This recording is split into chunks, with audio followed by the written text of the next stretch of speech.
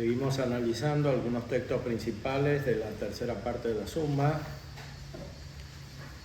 después de la cuestión 73. Veíamos el efecto de este sacramento, cómo tiene poder para quitar los pecados mortales, pero el sujeto no está dispuesto para que se le quiten si normalmente no tiene un acto de arrepentimiento, aunque podría ser que este acto suceda acercándose a la comunión. La disciplina actual de la Iglesia requiere necesariamente la confesión. Después, como la Eucaristía borra los pecados veniales, y esto es directamente efecto de la Eucaristía, porque hace crecer la caridad. El modo principal de eliminar los pecados veniales es el crecimiento de la gracia.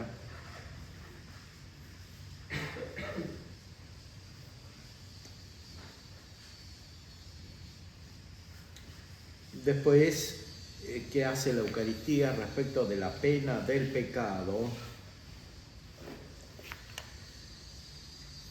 Considerada como sacrificio, la Eucaristía tiene efectos satisfactorios, pero en la satisfacción pesa más la disposición del oferente que la grandeza de las cosas ofrecidas, por lo que el Señor, en Lucas 21, dijo de la viuda que echó 2 monedas que había echado más que nadie. Por consiguiente, aunque esta oblación, por la grandeza de lo ofrecido, sea suficiente para satisfacer toda la pena, se hace satisfactoria, no obstante, solo para aquellos por quienes se ofrece o para aquellos que lo ofrecen según la medida de su devoción y no por toda la pena a ellos debida. O sea, la Eucaristía no produce necesariamente que uno que está en el purgatorio entre al cielo, o que uno que está vivo en esta tierra se libere de la pena del purgatorio, porque la Eucaristía sí tiene el mismo poder que la pasión de Cristo. Se hace presente ese poder porque Cristo está vivo y actúa, pero la remisión de la pena depende de cómo está dispuesto el penado, o sea, el que recibe la pena. Entonces, no siempre el ofrecimiento de la Eucaristía cancela la pena necesariamente. Esto hay que decirlo también de otros medios, ¿no? La confesión y la indulgencia, porque la indulgencia está hecha para remitir la pena, pero depende también de la disposición del penitente. No se trata simplemente de actos automáticos. El sacramento del bautismo está directamente destinado a la remisión de la culpa y de la pena, pero no la Eucaristía. Por eso decíamos anteriormente que no hay que reducir la concepción de la Eucaristía a la del bautismo y de la penitencia, que son sacramentos específicos dirigidos a cancelar los pecados. La Eucaristía es superior al bautismo y a la penitencia, está dirigida a producir la gracia directamente.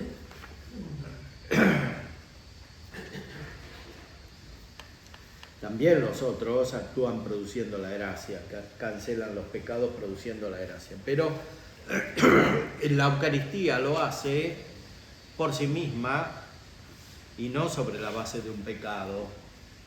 Lo hace por la gracia misma. Y cuanto más gracia hay, tanto más se puede producir nueva. Porque el bautismo se da al hombre como asociado a la muerte de Cristo, mientras que la Eucaristía se le da como necesitado de alimento y de perfección por medio de Cristo. Esto también se ha ido deformando en la concepción moderna, o sea, se ha ido reduciendo la visión de la Eucaristía a una especie de asimilación a la muerte de Cristo. a una identificación incluso psíquica con la muerte de Cristo. Pero esto es, de nuevo, concebir la Eucaristía como si fuera la penitencia o como si fuera el bautismo. En cambio, la Eucaristía está hecha para la perfección, es el sacramento de la perfección.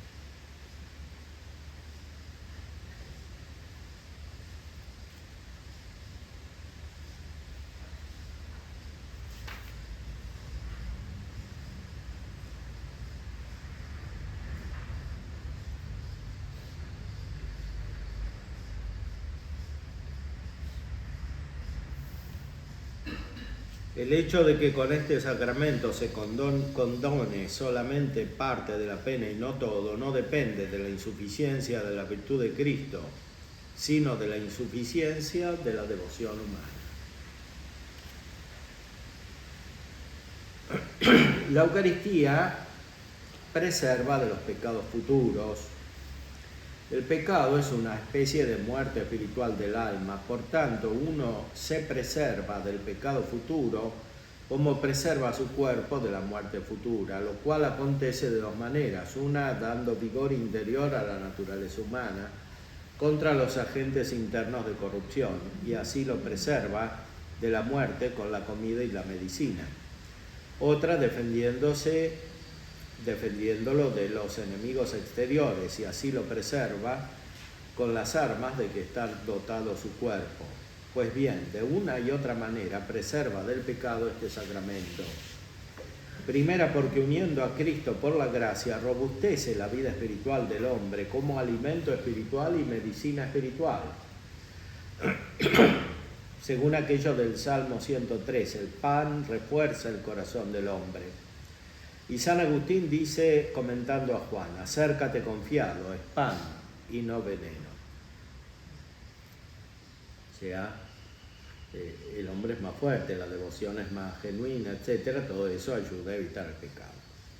Segunda, en cuanto que es signo de la pasión de Cristo por la que han sido vencidos los demonios, por lo que San Juan Crisóstomo dice, comentando a Juan: volvemos de esa mesa como leones lanzando llamas, convertidos en seres terribles para el mismo diablo.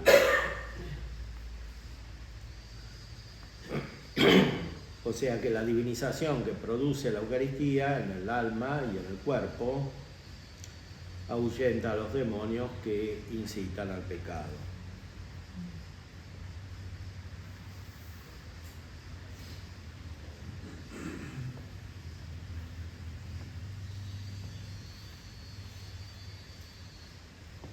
También la caridad de suyo preserva al hombre del pecado, como se dice en Romanos 13, el amor del prójimo no hace el mal.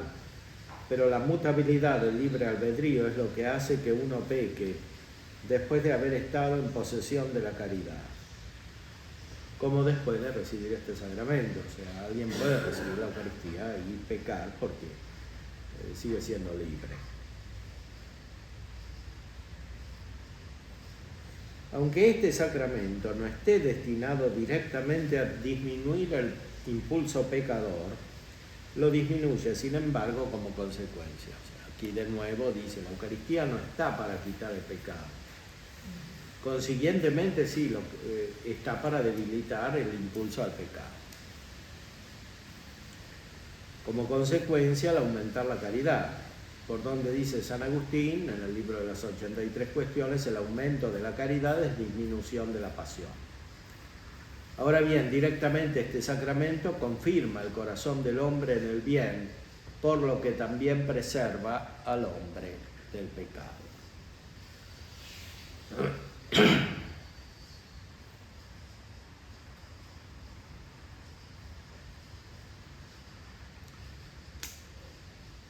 La Eucaristía también hace bien a los demás, no solamente al que la recibe, pero de manera distinta. O sea, al que la recibe hace bien directamente.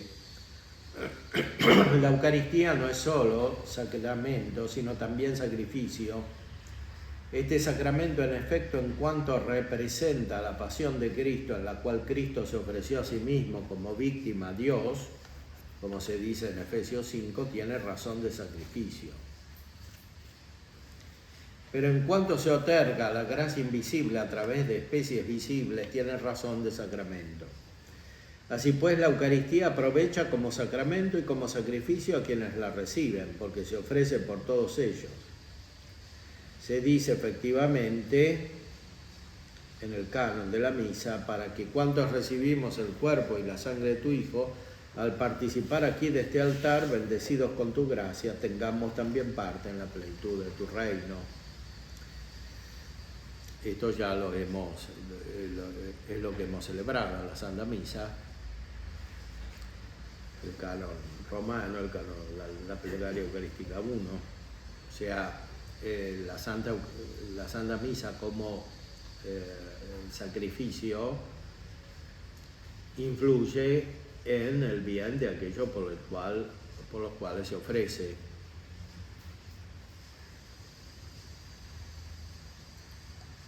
Pero a quienes no lo reciben les aprovecha como sacrificio, ya que se ofrece también por su salvación.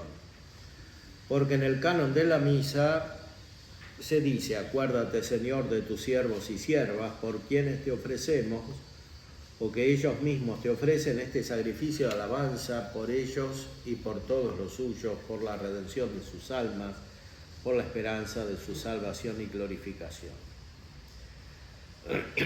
Uno y otro modo de aprovecharlos los expresó el Señor cuando dijo en Mateo 26, que por vosotros, o sea, por los que lo recibían, y por muchos los demás será derramada para la remisión de los pecados. O sea, la Eucaristía es sacrificio, no es la pasión que se hace de nuevo, porque la pasión ya está. Es otro sacrificio que tiene la misma fuerza de la pasión para cancelar los pecados. Es un sacrificio gozoso, podríamos decir, porque es hecho por Cristo, que está resucitado, vivo en el cielo. Entonces, y se une a nosotros en ofrecer ese sacrificio. Como dice San Agustín, el sacrificio no necesariamente implica la destrucción, el dolor, etc. O sea, el sacrificio es la obra hecha una obra sagrada para agradar a Dios.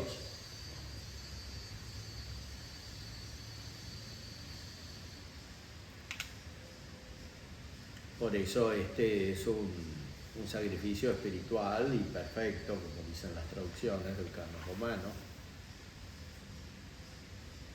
Como dice en latín, ofrenda ratificada, o sea, consumada, perfecta y razonable. Pero la palabra razonable, que es muy antigua, estaba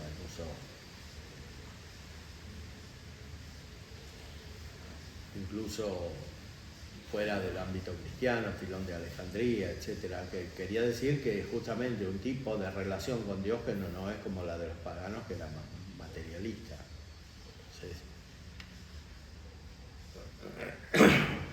es un sacrificio razonable o espiritual.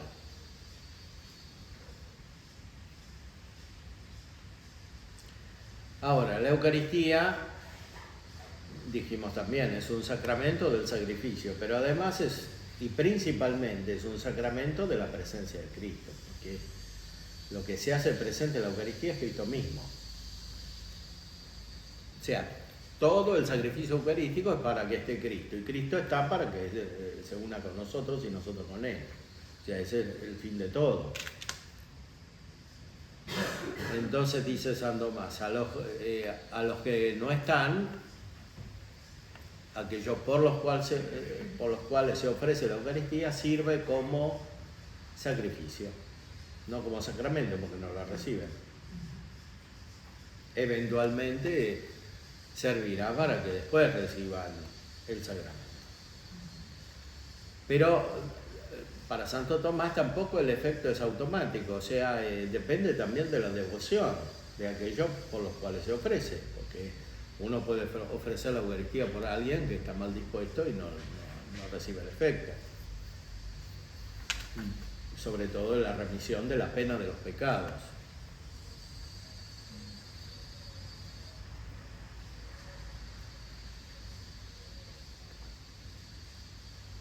para la remisión de la culpa de los pecados está el bautismo y está la confesión.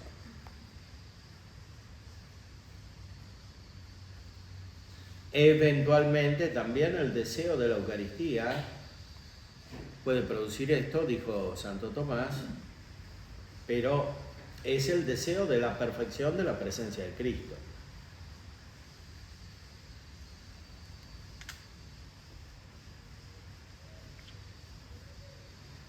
O sea, la comunión espiritual unida a la sacramental.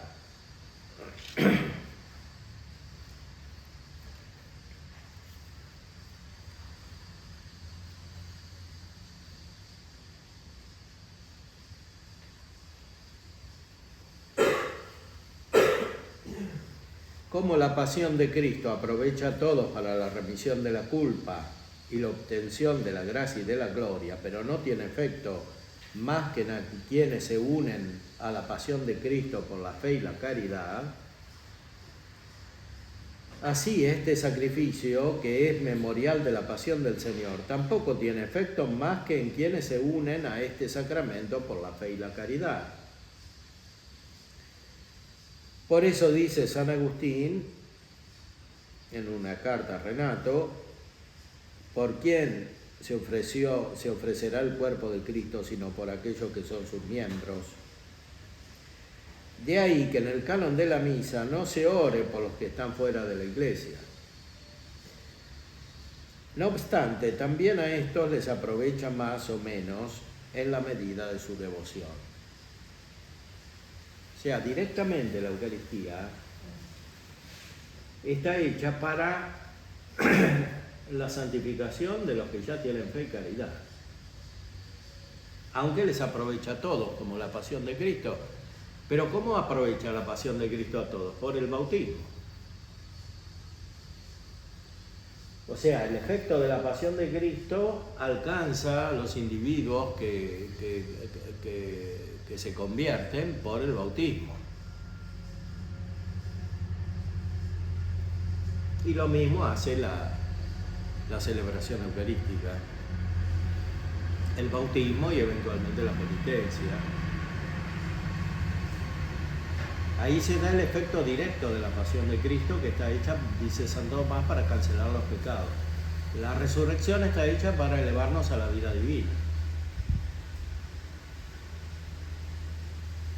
Aunque claramente, como es la vida divina la que causa la remisión de los pecados, también la resurrección causa la remisión de los pecados.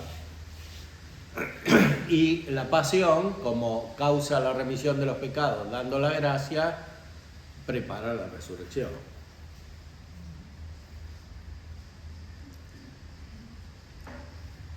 Por eso es irrazonable la posición de los que critican supuestamente el Concilio Vaticano II y la misa como se celebra ahora, porque se refiere a la Pascua, es natural que se refiere a la Pascua. O sea, a la Pascua, que es la pasión primero, después la resurrección, después la ascensión. Y esto lo dice la misma liturgia tradicional, no es una invención.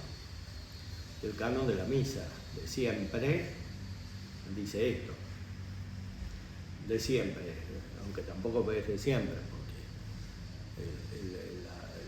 las tradiciones apostólicas tienen un texto más parecido a la plegaria eucarística segunda, que es más antigua.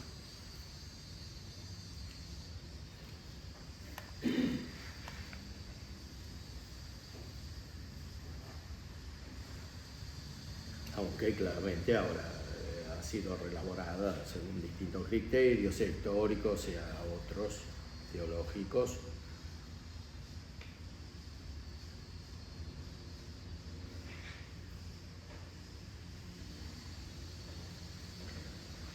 Bueno, aquí en este texto dice: en la misa directamente se ora por los que están en la iglesia.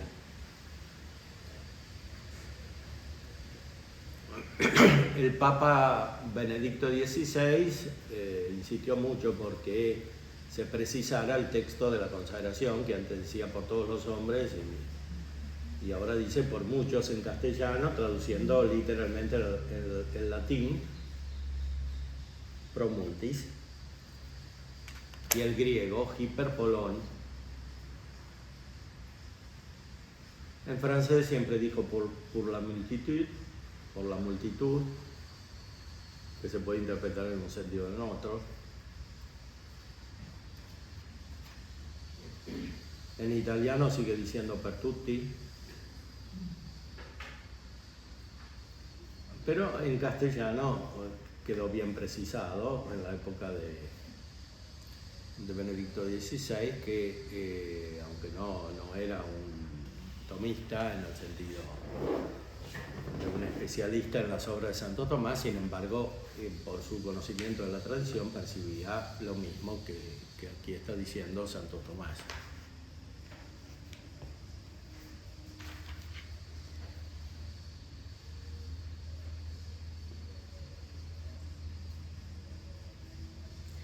Es muy importante tener bien precisa la teología de los sacramentos, porque toda la acción de Cristo pasa a través de los sacramentos para nosotros. Entonces, cualquier error en la teología de los sacramentos después repercute en la concepción de la vida cristiana y de la vida de la Iglesia. Y muy especialmente esto vale para la Eucaristía.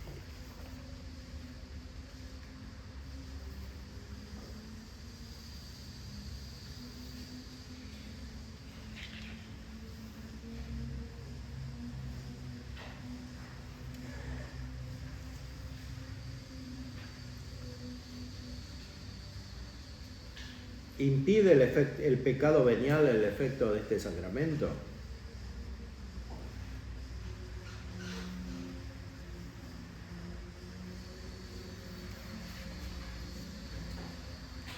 Citando a San Juan Damasceno, concluye que el fuego de nuestro deseo o de nuestro amor se ve impedido por los pecados veniales que impiden el fervor de la caridad, como se demostró la segunda parte. Luego los pecados veniales impiden el efecto de este sacramento. Por eso hay tanta gente que comulga todos los días pero no crece en la vida espiritual. O sea, porque comulga más sacramentalmente que espiritualmente. O sea, no es tan importante comulgar muchas veces cuanto comulgar con profundidad. O sea, como dirá después, es importante que la comunión sea espiritual. O sea, que haya una unión real con Cristo.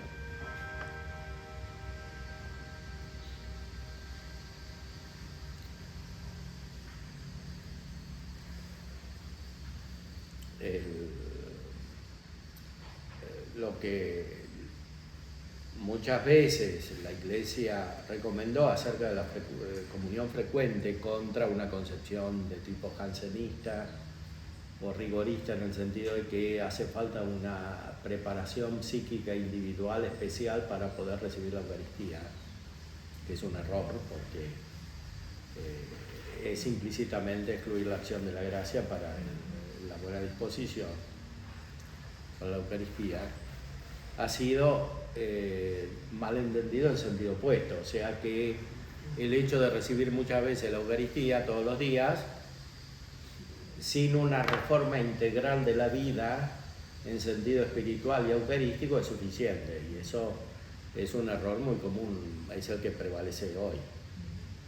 De este error se pasa al otro, que es favorecer la comunión de los que no pueden comulgar, o sea, que la comunión sacramental es autosuficiente y entonces que no importa la disposición del penitente y que los que están en pecado mortal pueden comulgar y que de esta manera se unen a la vida de la Iglesia. En realidad se separan más de la vida de la Iglesia, de este modo.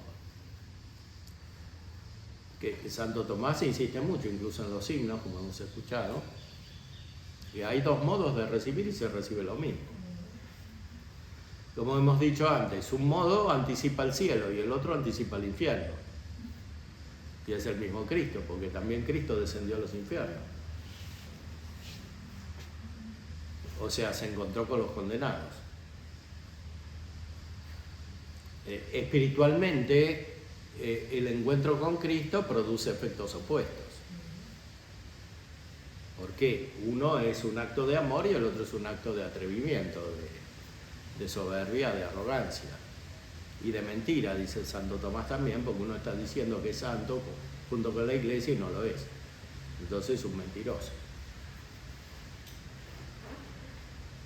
Y como la conciencia está, como la mentira es consciente, porque no se puede mentir de modo inconsciente, porque para mentir hay que decir una cosa y pensar otra. Se hace un pecado nuevo.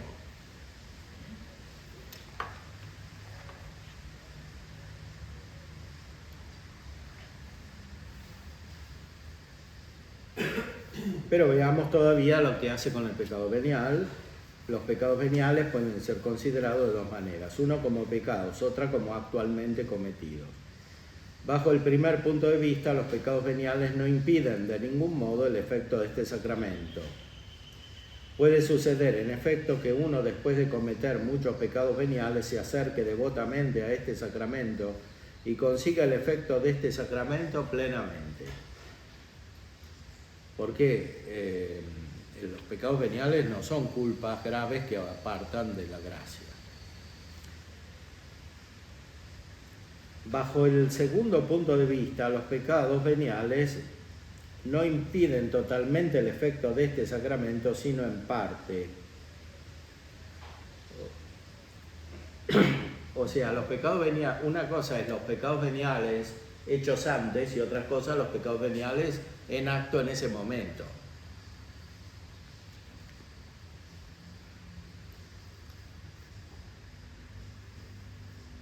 O sea, uno que va a comulgar y quiere estar distraído. Otra cosa es uno que va a comulgar y antes se distrajo o tuvo una debilidad, no de pecado mortal, claro. Ya se dijo, en efecto, que el efecto de este sacramento no es solamente la consecución habitual de la gracia y de la caridad, sino también un cierto sustento actual de dulzura espiritual. Esto dice Santo Tomás muchas veces, o sea que la comunión produce gozo espiritual por su naturaleza. Y si no lo produce es porque hay algún impedimento.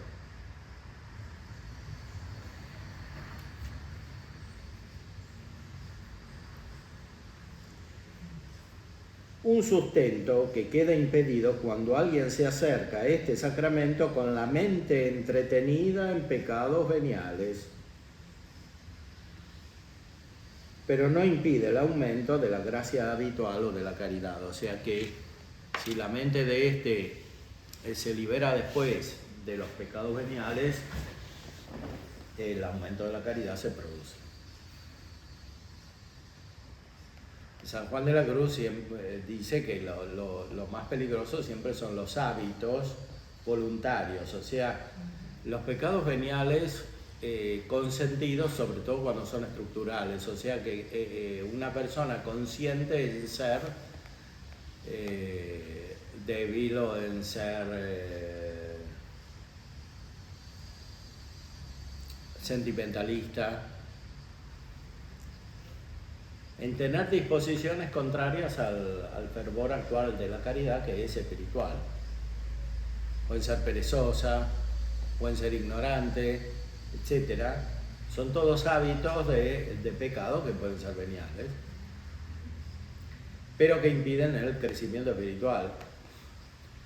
Pero lo que más impide el crecimiento espiritual es un ordenamiento de la vida que no está adecuado, o sea, que no es...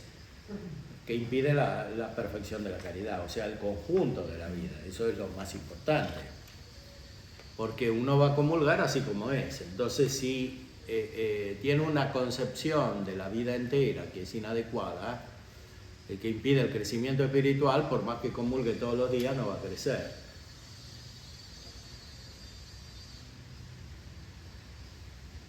E incluso puede llegar un momento que se cree una especie de duplicidad.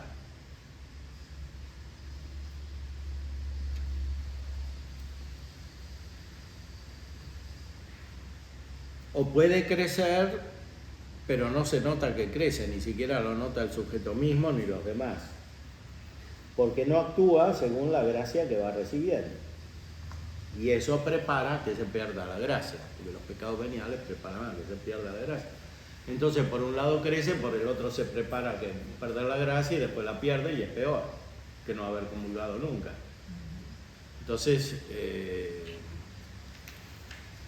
son procesos espirituales muy profundos, muy delicados, que hay que estudiar teológicamente muy bien, que es lo que hace aquí Santo Tomás.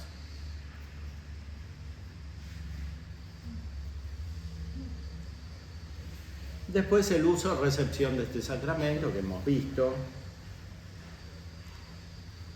El artículo 1 ya dice directamente que hay dos modos de recibir este sacramento, sacramentalmente y espiritualmente. Sacramentalmente quiere decir según el signo, porque el sacramento es siempre algo material, un signo sensible. Aquí son las especies del pan y del vino. Y otro modo es espiritualmente. Santo Tomás insiste mucho en que el modo principal es el espiritual, no el sacramental. O sea que el modo sacramental es un medio, tiene como fin el modo espiritual y no al revés. Trasladando esto a la concepción general de los sacramentos, hay que decir, la vida cristiana no tiene por fin los sacramentos, sino los sacramentos tienen por fin la vida cristiana, que está fundada sobre la gracia y que termina en el cielo donde no hay sacramentos, porque está el mismo pan de vida, o sea, Cristo mismo. La Eucaristía es un sacramento de Cristo, hace presente a Cristo, entonces lo importante es la unión con Cristo. Por eso lo importante de la Eucaristía es más la contemplación que recibir los signos del pan y del vino.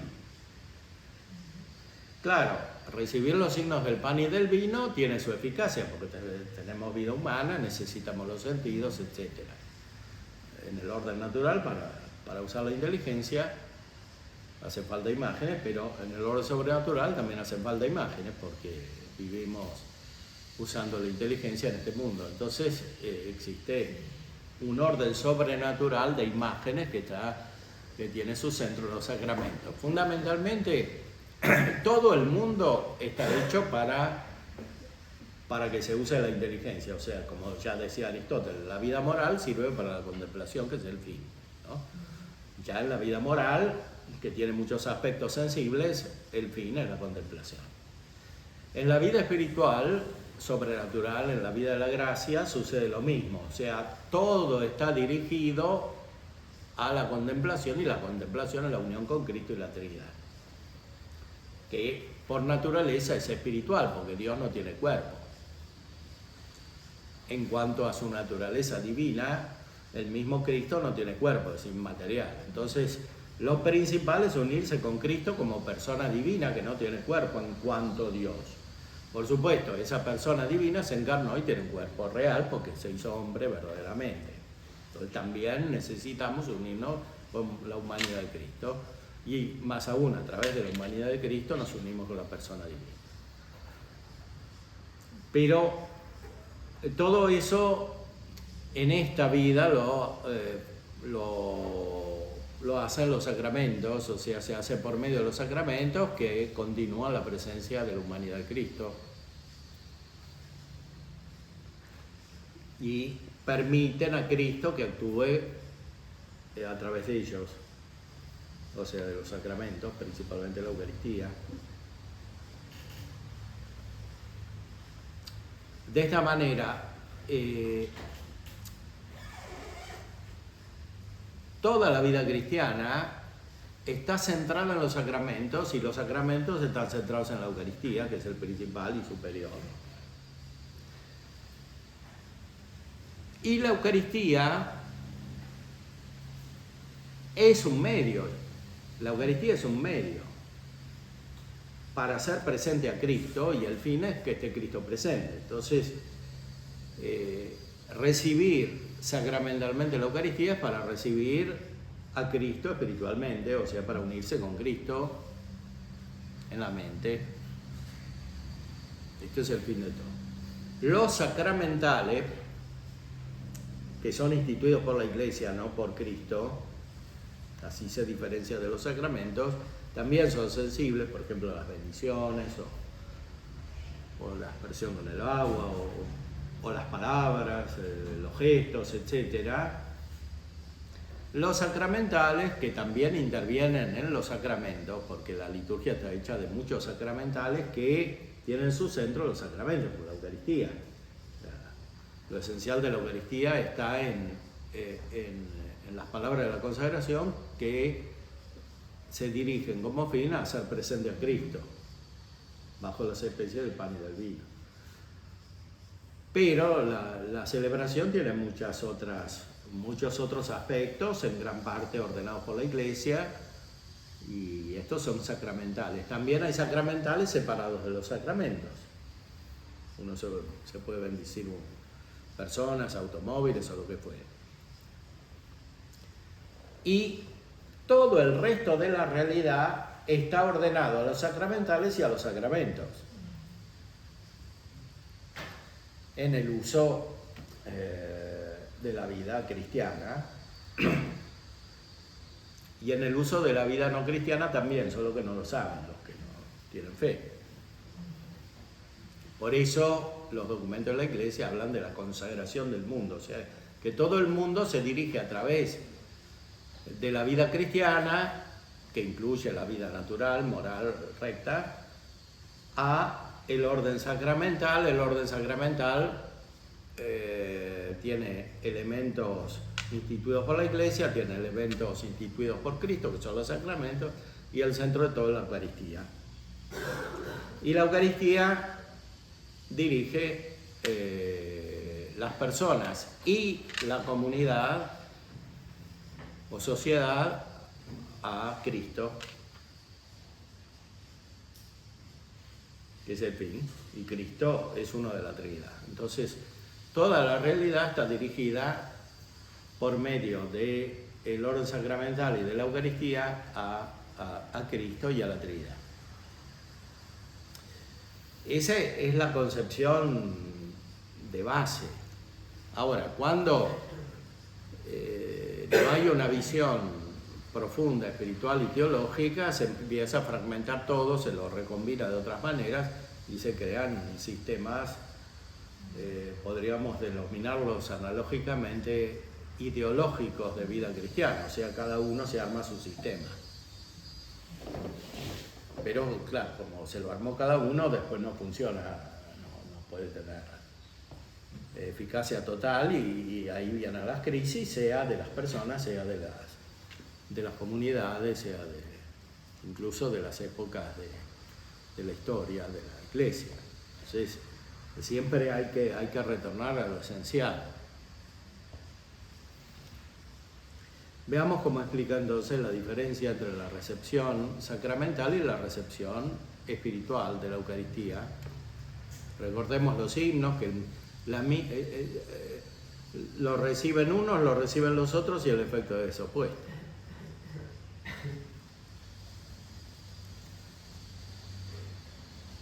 Al comentar aquellas palabras de la primera a los Corintios, quien come y bebe indignamente, dice la glosa, un comentario medieval, hay dos modos de comerlo, uno sacramental y otro espiritual. El que hace la distinción en el sentido propio ya es Hugo de San Víctor, en el siglo anterior a Santo Tomás.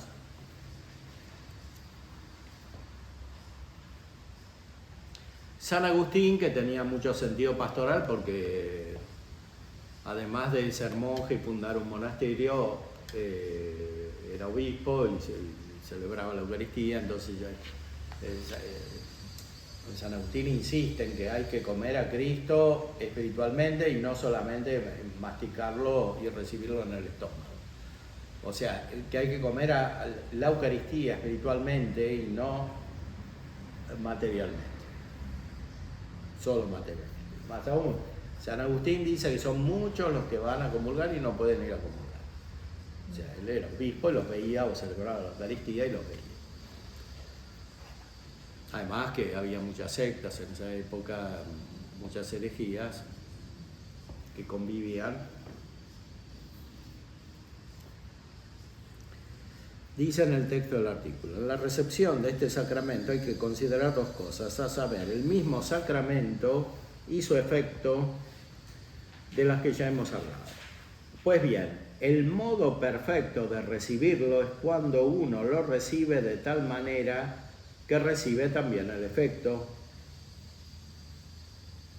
Ahora bien, acontece algunas veces, como se ha dicho más arriba, que uno es impedido de recibir el efecto de este sacramento y tal recepción es imperfecta. Y como lo perfecto se contrapone a lo imperfecto, así la recepción sacramental en que solo se recibe el sacramento sin su efecto, se contrapone a la recepción espiritual en la que se recibe el efecto de este sacramento, efecto por el que el hombre se une a Cristo por la fe y la caridad, efecto por el que el hombre se une a Cristo por la fe y la caridad.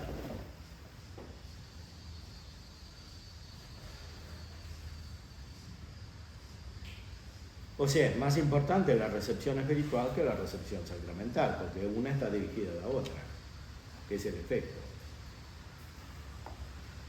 En los otros sacramentos, dice, también pasa algo parecido, porque algunos reciben solamente el sacramento, mientras otros reciben el sacramento y su efecto.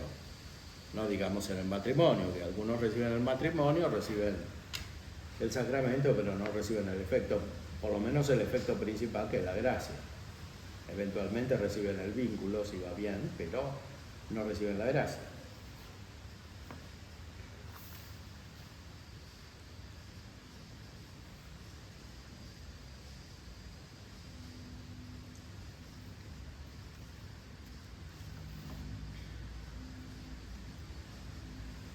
Ahora dicen, el bautismo y en otros sacramentos que imprimen carácter, los que reciben el sacramento reciben siempre un efecto espiritual, que es el carácter, cosa que aquí no sucede.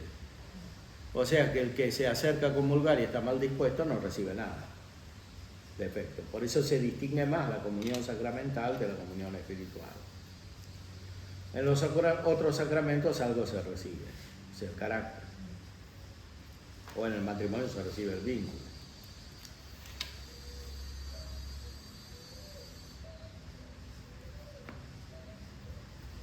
Ahora, la recepción sacramental que produce la recepción espiritual no se contrapone a esta, sino que la incluye. O sea, el modo perfecto de recibir la Eucaristía es recibirla efectivamente como sacramento, pero unirse a Cristo espiritualmente por el sacramento.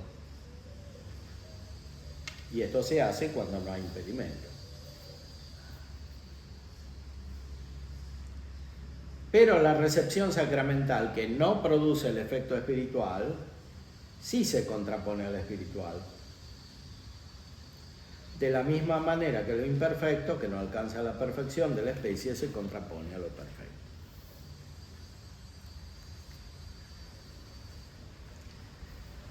Ahora, ¿qué pasa? Que si alguien no puede recibir efectivamente la Eucaristía porque no tiene misa, no tiene cómo, bueno, ahí está el deseo de la Eucaristía, que es tan importante que es necesario para la salvación, como hemos visto, porque la salvación es estar con Cristo, y si uno no desea a Cristo, no desea la salvación.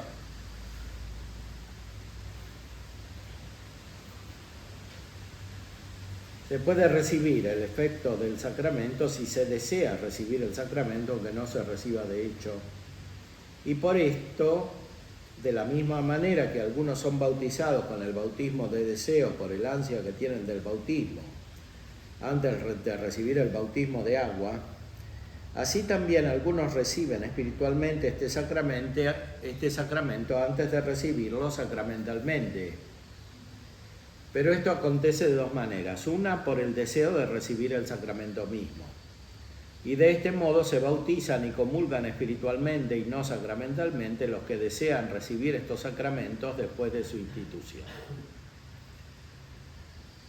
Otra, figurativamente, pues en efecto el apóstol dice en la primera de los Corintios que los padres antiguos fueron bautizados en la nube y el mar, y que comieron la comida espiritual y bebieron la bebida espiritual. O sea que los santos del Antiguo Testamento también recibieron la Eucaristía en el deseo, como el bautismo.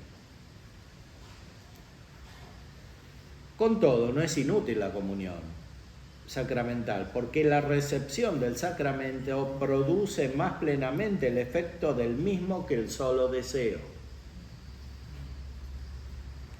Como se dijo arriba hablando del bautismo. ¿Por qué? Porque el sacramento es un medio de la operación de Cristo mismo. Entonces, cuando opera Cristo humanamente, o sea, también sensiblemente, el efecto es naturalmente superior, porque para eso se encarnó, o sea, para tener un cuerpo y para llegar de la manera más eficaz a las personas. O sea, Cristo hablaba con palabras humanas, claro, la palabra principal de Cristo era interior, o sea, era la gracia que infundía interiormente, sin la cual la palabra externa no podía tener efecto. Los fariseos, los que atacaban a Cristo, recibían la palabra externa, pero como ponían un impedimento interior, la palabra externa, por más que era dicha directamente por él, por su cuerpo, no producía efecto. Pero en los que estaban bien dispuestos sí producía efecto, y para eso se encarnó. Y lo mismo pasa con todas las operaciones de la vida de Cristo. La pasión, la resurrección son reales y producen efectos reales. Y así sucede con la Eucaristía, que es otro modo de estar presente Cristo después de la ascensión a los cielos. Que es tan importante este modo de estar presente que en cierta manera es el fin de la misma pasión y de la resurrección y de la ascensión. O sea que la encarnación entera se dirige a la Eucaristía, y también la pasión y la resurrección y la ascensión. Aquí también hay que tener cuidado de no invertir la perspectiva, o sea, porque en esas concepciones que están más difundidas en la modernidad, parecería que la Eucaristía es un modo de volver para atrás, o sea, de ir a la pasión. Cuando en realidad lo que hace Cristo en la pasión es para la Eucaristía, o sea, para que nosotros nos salvemos y estemos unidos a Él. Y lo mismo la resurrección y la ascensión.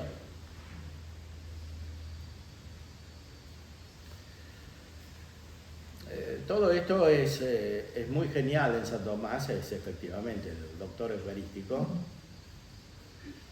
pues tiene una teología totalmente superior respecto de la Eucaristía, si considerada en comparación con otras visiones, sea anteriores, sea posteriores.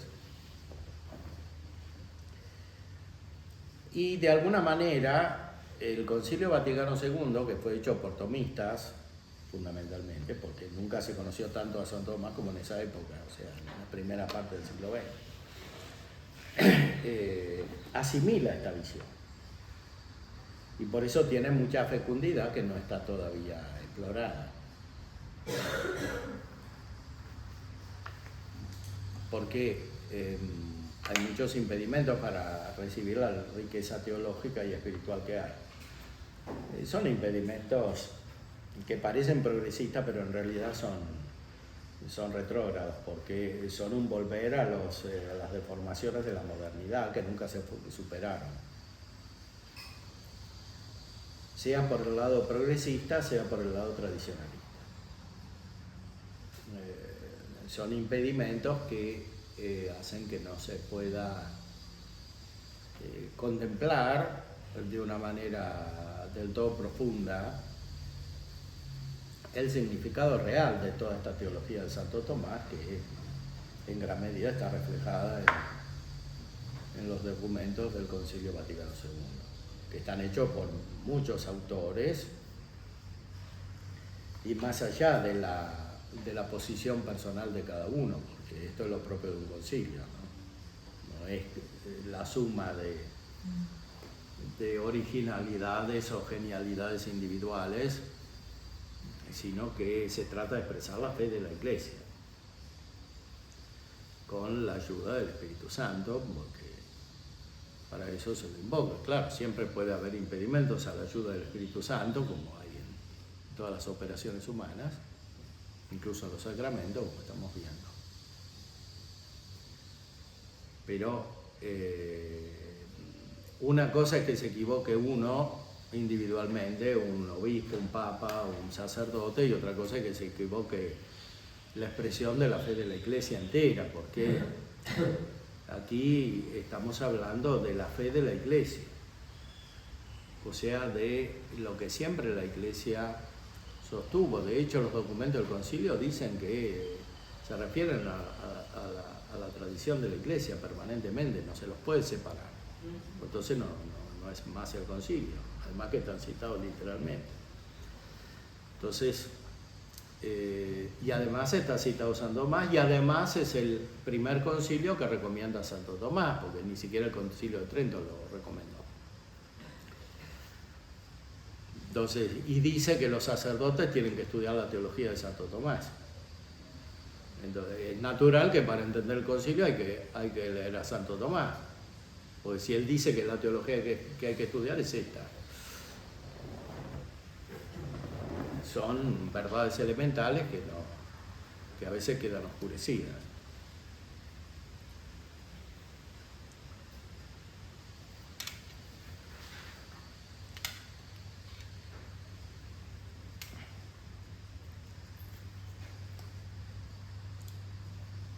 El artículo segundo es interesante también porque se pregunta acerca de los ángeles si pueden recibir la Eucaristía.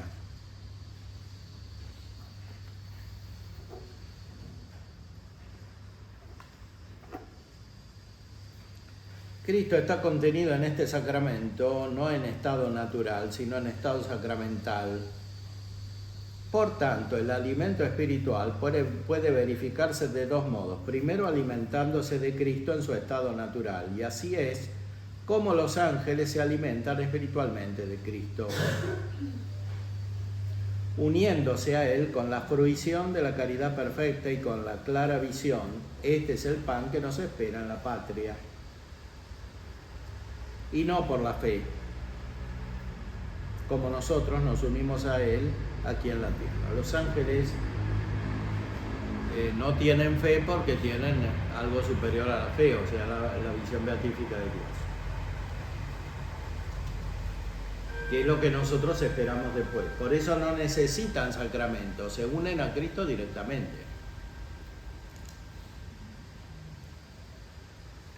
Es más bien al revés, o sea, nosotros necesitamos sacramento y por eso recibimos algo del pan de los ángeles. El pan de los ángeles es la contemplación perfecta de Cristo. Nosotros tenemos algo a través de la Eucaristía, o sea, a través de un medio que es el sacramento, un instrumento.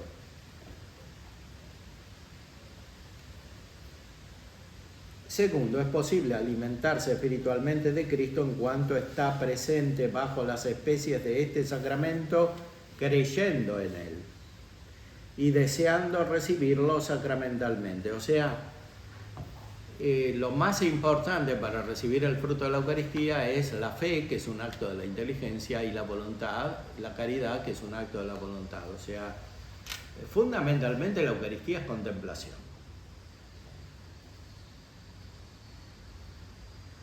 Es la misma contemplación que tienen los ángeles y que en nosotros es producida y facilitada por el sacramento.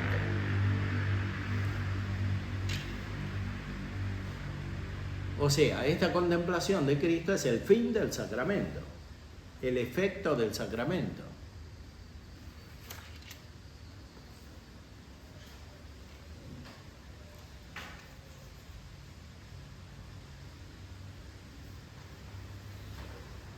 Y esto es no solo alimentarse de Cristo espiritualmente, sino también recibir espiritualmente este sacramento, cosa que los ángeles no pueden hacer.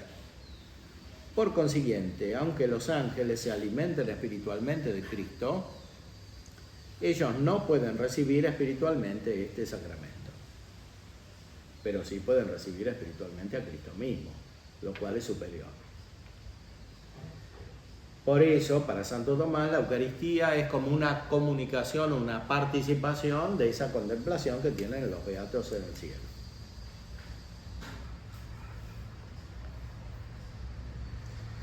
La recepción de Cristo en este sacramento está destinada como a su fin a la fruición de la patria. La patria es el lugar del Padre, o sea, el cielo donde está la Trinidad, el Padre, el Hijo y el Espíritu Santo. Y puesto que las cosas que están destinadas a un fin están subordinadas a ese fin, se sigue que la recepción de Cristo, por la que nosotros comulgamos con Él en este sacramento, está subordinada en cierto modo a aquella recepción por la cual gozan de Cristo los ángeles en la patria. Por eso se dice que el hombre come pan de ángeles, como puso el mismo Santo Tomás en el himno. Porque primero y principalmente es de los ángeles, que gozan de él en su estado natural, y después de los hombres, que reciben a Cristo en este sacramento.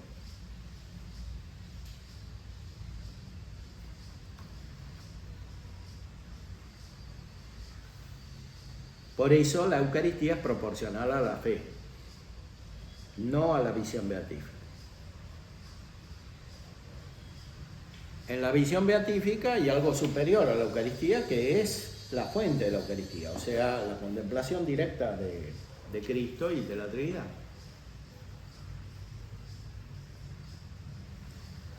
Dice después, a la sociedad del cuerpo místico pertenecen los hombres por la fe y los ángeles por la clara visión, pero los sacramentos están adecuados a la fe, por la que se ve la verdad como en un espejo y confusamente, como dice San Pablo. Por lo tanto, aquí en la tierra, propiamente hablando, no corresponde a los ángeles, sino a los hombres alimentarse de este sacramento.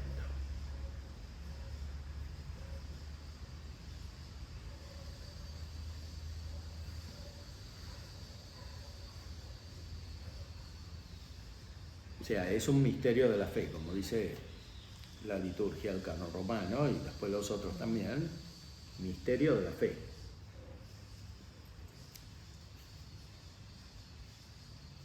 El fin de este misterio de la fe, que es misterio porque supera la razón, es la visión clara de Dios.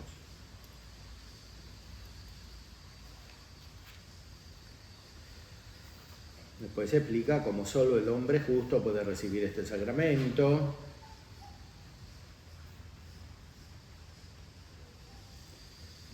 La sustancia del pan que asume el pecador no deja al instante de existir, sino que permanece hasta que sea digerida por el calor natural. Por tanto, todo ese tiempo permanece el cuerpo de Cristo en las especies sacramentales recibidas por el pecador. Por consiguiente, hay que decir que el pecador puede recibir sacramentalmente el cuerpo de Cristo y no solamente los justos.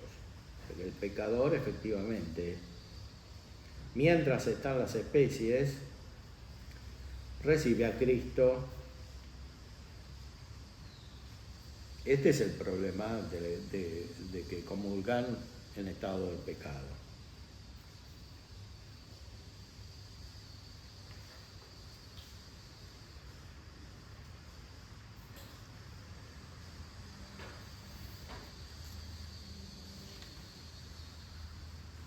¿Comete pecado el pecador que recibe el cuerpo de Cristo sacramentalmente? En la primera de los Corintios, quien lo come y lo bebe indignamente, come y bebe su propia condena. Y comenta la glosa, lo come y lo bebe indignamente quien vive en pecado y lo trata de modo irreverente. Luego, quien está en pecado mortal y recibe este sacramento, merece la condena por pecar mortalmente. En este sacramento, como en los otros, lo que es sacramento es signo de lo que es la cosa producida por el sacramento. Ahora bien, la cosa producida por este sacramento es doble, como se dijo, una significada y contenida en el sacramento y que es el mismo Cristo, otra significada y no contenida y que es el cuerpo místico de Cristo, la sociedad de los santos. O sea, el que recibe la Eucaristía recibe a Cristo y la Iglesia, o más bien es recibido en Cristo y la Iglesia. Por lo tanto, quien quiera que reciba este sacramento, por el mero hecho de hacerlo, significa que está unido e incorporado a Cristo, incorporado a sus miembros. Pero esto se realiza a través de una fe formada, fe que nadie que esté en pecado mortal tiene. Fe formada quiere decir fe con la caridad. Es claro, pues, que quien quiera que reciba este sacramento de pecado mortal comete una falsedad contra él, por lo que incurre en sacrilegio como violador del sacramento y consiguientemente peca mortalmente. O sea, lo principal en lo cual pone el pecado Santo Tomás de quien recibe indignamente la Eucaristía es la mentira, la falsedad. Es un mentiroso. Es un mentiroso contra Dios, contra sí mismo y contra los demás.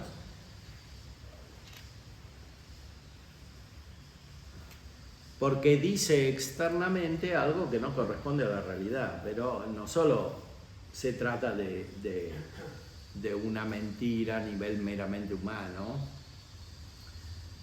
sino que se trata de una mentira en los hechos, o sea, una simulación.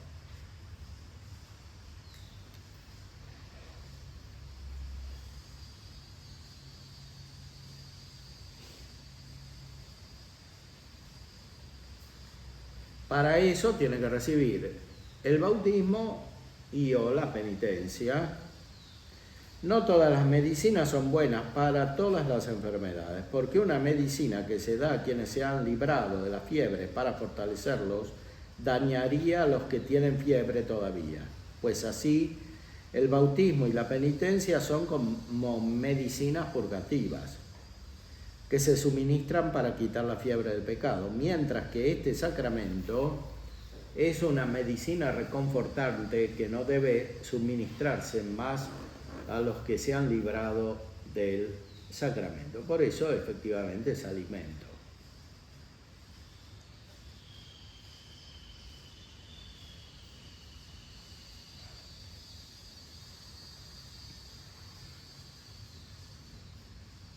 Y pone una cita de San Agustín, comentando a San Juan, el hecho de que muchos reciben indignamente el cuerpo del Señor nos advierte de cómo debemos evitar recibir mal el bien.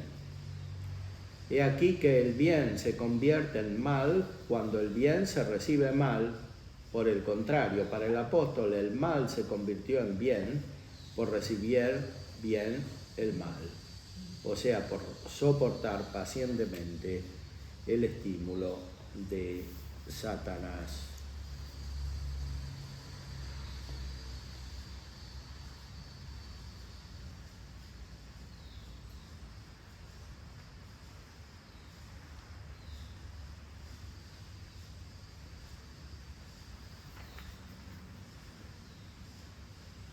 Y después desciende a cuestiones prácticas. ¿Qué tiene que hacer el sacerdote cuando un pecador se lo pide el sacramento? Bueno, si es público debe negárselo, si es privado no hay que dárselo porque de otra manera habría una difamación.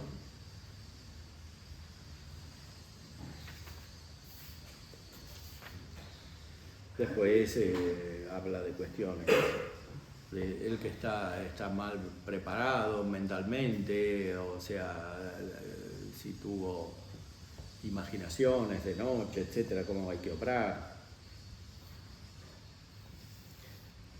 La comida y la bebida tomadas anteriormente se impiden la recepción. Todo esto es dispositivo respecto de la preparación fundamental, que es espiritual, como la que ya describimos, o sea, la fe informada por la caridad. Después sí lo pueden recibir los que no tienen uso de razón, y dice que no,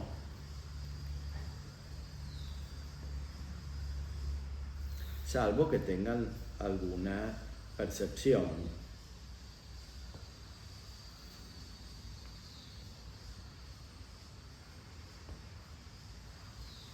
Si carecen totalmente del uso de razón, o porque no tuvieron uso de razón, o porque están así desde su nacimiento, a esto no se les puede dar la Eucaristía, porque nunca se ha despertado en ellos la devoción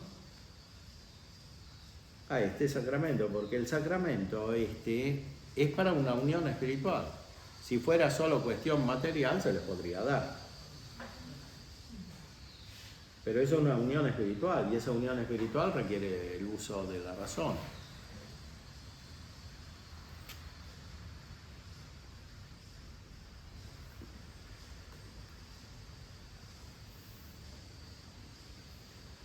Ahora, si es un enfermo que cuando se encontraba en estado de lucidez dio signo de devoción a este sacramento, debe dársele la Eucaristía en el trance de muerte.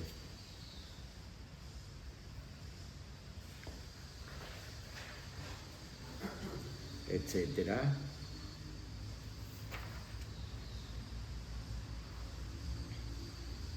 ¿Está permitido recibir diariamente este sacramento?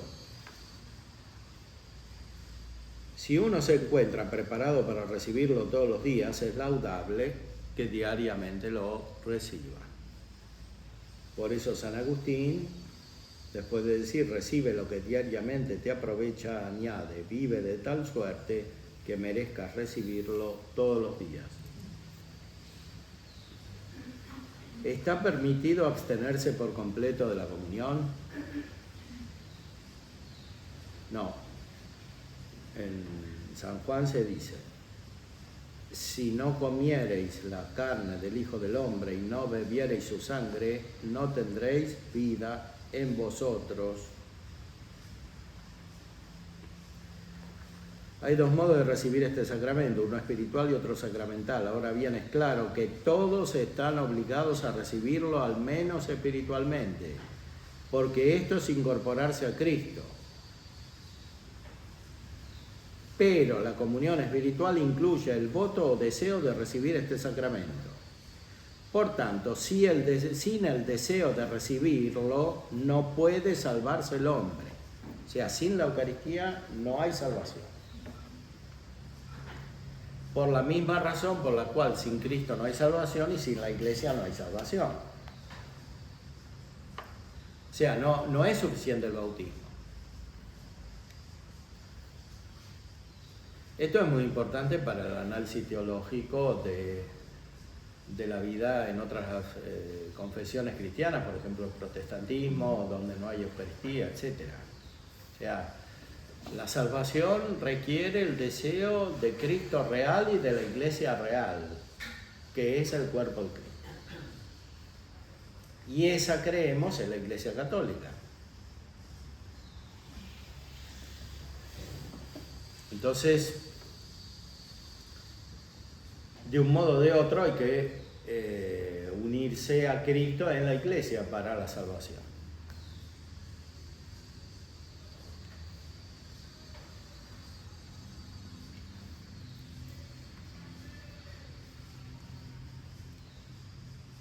Un deseo sería vano si no se cumpliese cuando se presenta la oportunidad de ello. Es decir, no es suficiente que alguien desee comulgar si después no quiere comulgar.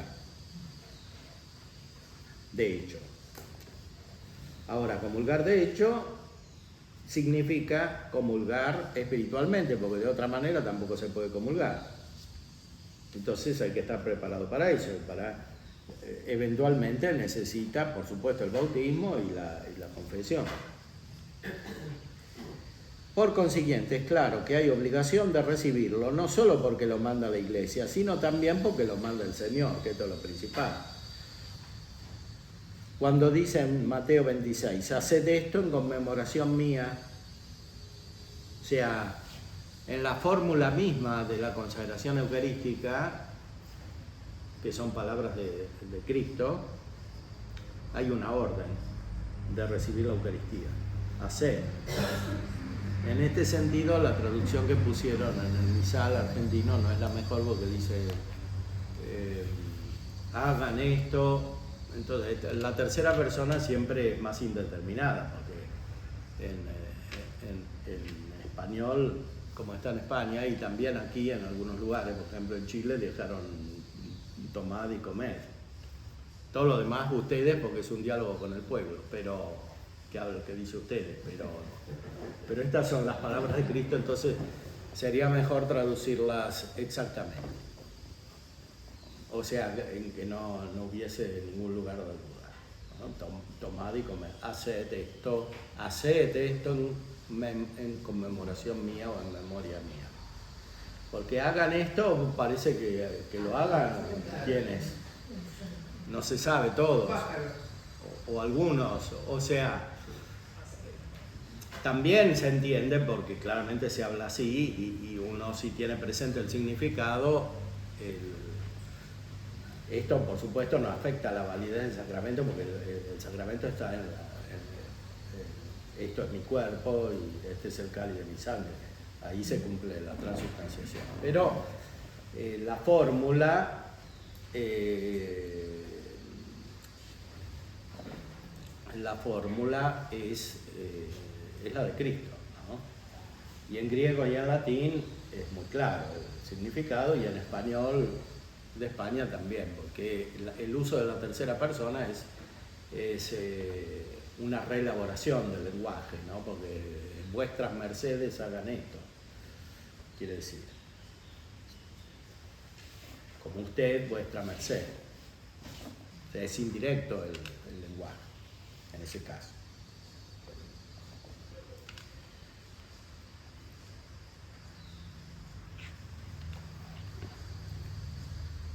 En latín es hoc facite meam commemorationem. Hoc facite meam commemorationem, como se pronuncia, haced. O sea, está diciendo a los que están ahí. Y junto con los que están ahí, a todos los que están en la iglesia, que hagan esto. Es una orden. Que es lo que aquí explica Santo Tomás.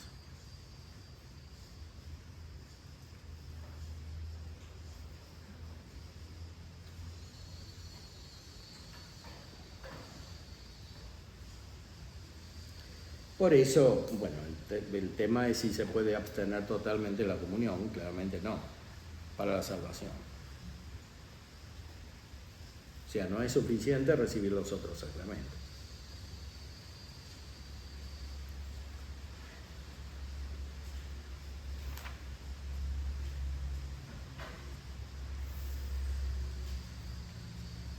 Y por último se pone el problema de si se puede tomar el cuerpo de Cristo sin la sangre.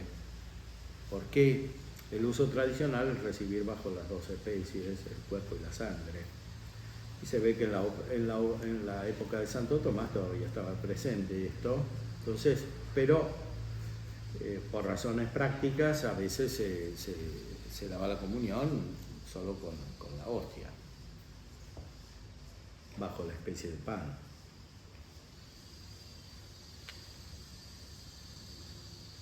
El sacerdote siempre tiene que comulgar bajo las dos especies.